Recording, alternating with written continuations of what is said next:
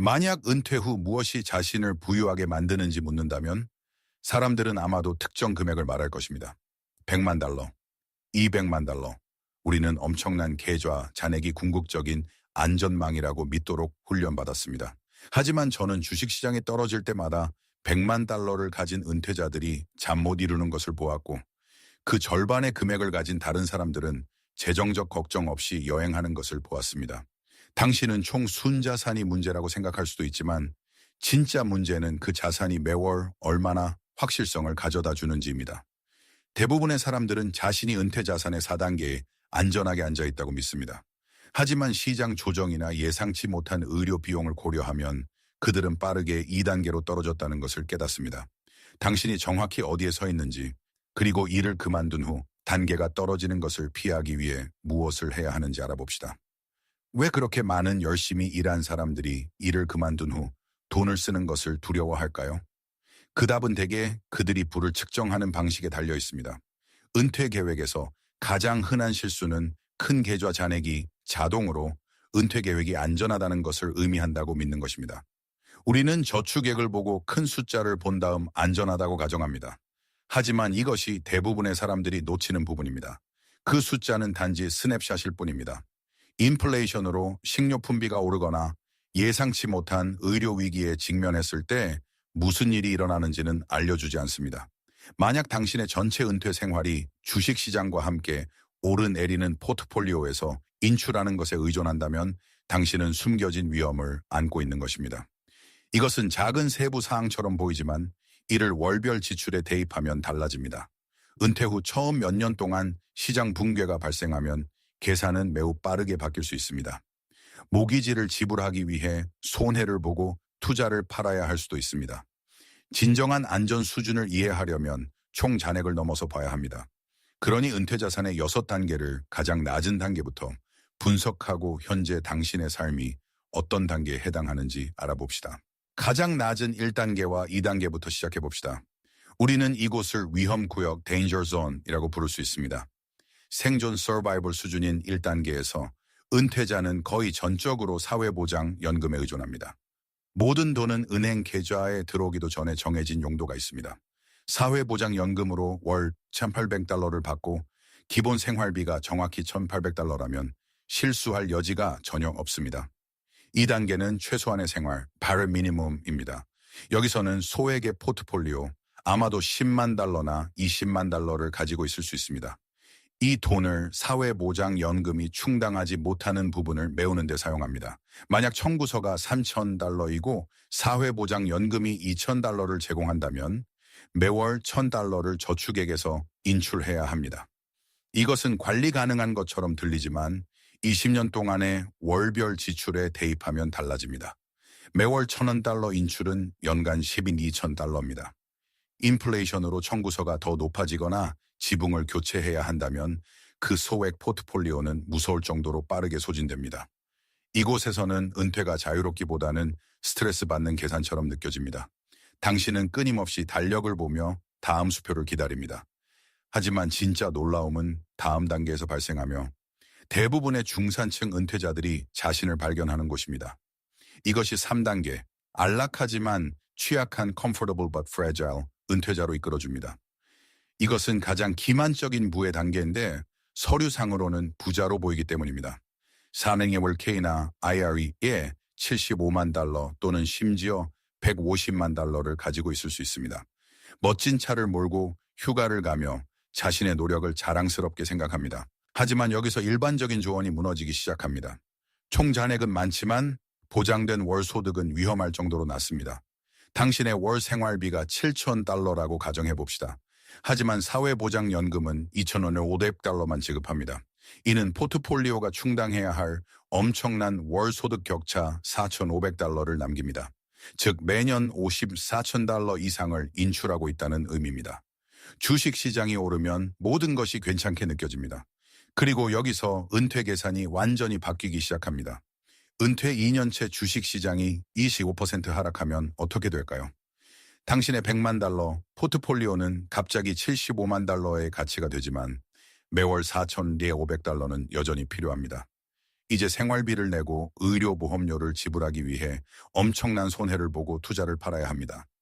당신은 계좌 잔액이 문제라고 생각할 수도 있지만 진짜 문제는 시장 위험에 대한 노출입니다.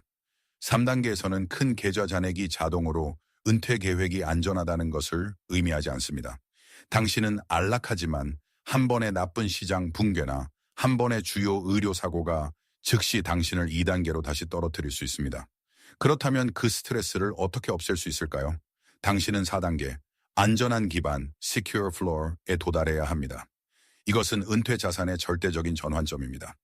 4단계에서는 사회보장연금, 연금 또는 고정소득원으로부터의 보장된 월소득이 필수 생활비를 완전히 충당합니다. 두 사람이 정확히 같은 포트폴리오 잔액을 가지고 있으면서도 완전히 다른 은퇴 생활을 할 수 있습니다. 예를 들어 봅시다. 저축액이 40만 달러밖에 없는 은퇴자를 상상해 보세요. 취약한 단계에서는 그것은 공포를 유발하는 숫자입니다. 하지만 이 4단계 은퇴자는 빚이 없고 주택담보대출을 모두 갚았기 때문에 월별 청구서는 3,500달러에 불과합니다. 사회보장연금과 적당한 연금을 통해 매월 3,800달러를 보장받습니다. 차이가 보이시나요? 그들의 월 소득 격차는 0입니다. 사실 그들은 흑자입니다. 내일 주식시장이 40% 폭락하더라도 그들의 일상생활은 변하지 않습니다. 식료품을 사고 전기요금을 내고 메디케어 보험료를 충당하기 위해 단 한 주도 팔 필요가 없습니다. 그들의 40만 달러 포트폴리오는 오락, 여행 또는 비상 상황에만 사용됩니다. 그들은 순자산 문제가 아닌 월별 현금 흐름 문제를 해결했기 때문에 진정한 재정적 안정성을 달성했습니다. 위험한 부분은 많은 사람들이 이미 은퇴하고 막대한 빚을 진 후에야 이것을 발견한다는 것입니다. 일단 그 안전한 기반을 구축하면 최종 단계인 5단계, 풍요 에이반던스와 6단계, 유산 레거시이 열립니다. 5단계에서는 보장된 소득과 안전한 인출률이 실제로 필요한 것보다 훨씬 더 많은 현금을 창출합니다. 더 이상 여행할 여유가 있는지 묻지 않고 1등석을 타고 싶은지 결정합니다. 재정적 긴장감은 완전히 사라집니다. 최대 의료보험 혜택을 받을 수 있고 성인 자녀를 지원하며 인플레이션의 영향을 눈 깜짝할 새에 흡수할 수 있습니다. 마지막으로 6단계는 유산 레거시 단계입니다. 이 단계에서는 당신의 자산이 당신이 소비할 수 있는 것보다 더 빠르게 증가합니다. 당신의 가장 큰 은퇴 문제는 돈이 떨어지는 것이 아니라 은퇴 세금 계획을 세우는 것입니다. 당신은 상속인들을 엄청난 IRS 세금 폭탄으로부터 보호하기 위해 로스 전환을 계산하고 신탁을 설정합니다. 하지만 현재 상황을 평가하는 방법을 모른다면 이러한 최상위 단계에 도달하는 것은 불가능합니다. 100만 달러는 한 사람에게는 3단계일 수 있고 다른 사람에게는 5단계일 수 있으며 이 모든 것은 그들의 월별 청구서에 따라 달라집니다. 이제 6단계를 알았으니 자신의 숫자를 살펴볼 차례입니다. 위험한 부분은 많은 사람들이 이미 은퇴한 후에야 자신이 취약한 단계에 있다는 것을 발견한다는 것입니다. 당신이 그들 중 하나가 아닌지 확인하기 위해 지금 바로 이 4가지 질문을 스스로에게 해보십시오. 첫째, 정확한 월별 지출액은 얼마입니까? 그냥 추측하지 마십시오. 의료비, 재산세, 인플레이션에 대한 충분한 완충 장치를 포함하여 가정을 운영하는 데 드는 비용을 정확히 알아야 합니다. 둘째, 투자 포트폴리오를 건드리지 않고 이미 확보한 보장된 소득은 얼마입니까? 예상사회보장연금, 연금 지급액 또는 고정소득원을 자세히 살펴보십시오. 셋째, 은퇴 첫 해에 주식시장이 30% 하락하더라도 모기지를 갚고 생활비를 충당하기 위해 자산을 팔아야 합니까? 그리고 마지막으로 은퇴 계획의 어떤 부분이 여전히 모든 것이 완벽하게 진행되는 것에 달려 있습니까? 이 질문들은 당신을 겁주기 위한 것이 아니라 절대적인 명확성을 주기 위한 것입니다. 답변에 따라 오늘 전략을 바꿔야 한다는 것을 깨달을 수도 있습니다. 당신이 어느 단계에 있는지 알고 싶습니다. 댓글로 현재 당신이 어떤 부의 단계에 있는지 알려주세요. 결국 당신의 은퇴 자산 단계는 얼마나 많은 100만 달러를 저축했는지에 의해 정의되는 것이 아니라 당신의 월 소득이 당신의 생활 방식, 예상치 못한 충격, 그리고 미래 유산을 얼마나 안전하게 충당하는지에 의해 정의됩니다.